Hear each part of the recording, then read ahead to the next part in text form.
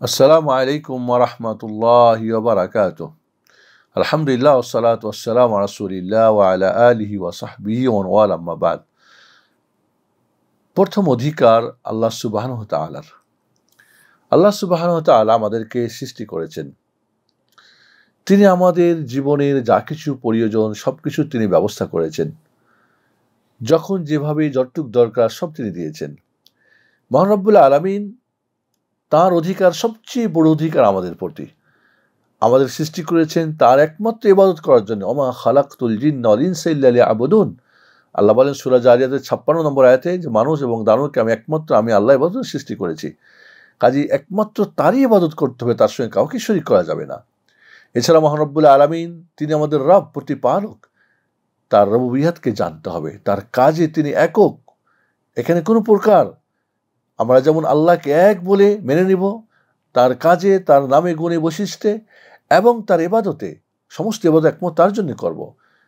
এরপরে যেটা মনে রাখতে অর্থাৎ তাওহীদ সবচেয়ে বড় হক আল্লাহ রাব্বুল আলামিনের, এটা পজিটিভ হক। এরপরে নেগেটিভ হক যেটি শিরিক, সব ধরনের শিরক থেকে মুখ থাকতে হবে। ছোট বড়, প্রকাশ্য গোপনীয়, কাজে কথায় সব ধরনের শিরক থেকে আমাদের মুখ থাকতে হবে। এটা আল্লাহ রাব্বুল অধিকার।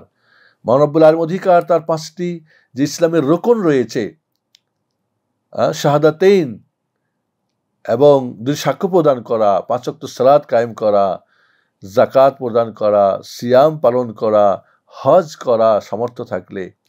এছাড়া মহান রব্বুল আলামিন যে ইসলামের ঈমানের 6টি রুকন, আল্লাহর প্রতি ঈমান, ফেরেশতাদের প্রতি ঈমান, আসমানি কিতাবসমূহের প্রতি ঈমান, নবী রাসূলদের প্রতি ঈমান, কিতাবসমূহের প্রতি ঈমান এবং ভাগ্যের ভালো মন্দের প্রতি ঈমান, এরপরে আখিরাতের প্রতি ঈমান, এটা আমাদের আনতে হবে। মহান রব্বুল আলামিনের যত বিধান রয়েছে, 5 প্রকার বিধান, যেটা ওয়াজিব ফরজ অবশ্যই করতে হবে, হারাম অবশ্যই ত্যাগ করতে হবে।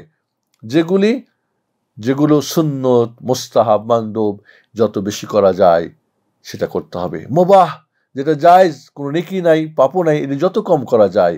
মাকরুহ সেগুলোকে আমাদের জীবন থেকে, যা আল্লাহ পছন্দ করেন না, কিন্তু ছেড়ে দিলে তিনি কি করেন? নেকি দেন, না করলে পাপ দেন না। এই 5 প্রকার বিধিবিধান আমাদের জীবনে যেখানে আমাদের করতে হবে। মনে রাখতে মহান রব্বুল আলামিনের অধিকারগুলোর মধ্যে মহান রব্বুল আলামিন যেই আমাদেরকে দিন দিয়েছেন, যে বিধিবিধান দিয়েছেন, সেই বিধিবিধান দিয়ে ফয়সালা করতে হবে। মহান রব্বুল আলামিনের অধিকারগুলো সবচেয়ে বড় অধিকার। তার সাথে আমাদের যেমন তাওহীদকে মানব, শিরককে পরিত্যাগ করব, তার বিধিবিধানগুলিকে আমরা যথাযথভাবে আমরা আমলে আনবো এবং তার নিয়ামতের শুকরিয়া আদায় করব। তার কখনোই আমরা কুফরি করব না। এইভাবে মহান রব্বুল আলামিনের অধিকারগুলি যদি আদায় করতে পারি, আল্লাহ আমাদেরকে দুনিয়া ও আখিরাতে সুখ শান্তি রাখবেন। আসসালামু আলাইকুম ওয়া রাহমাতুল্লাহি ওয়া বারাকাতুহু।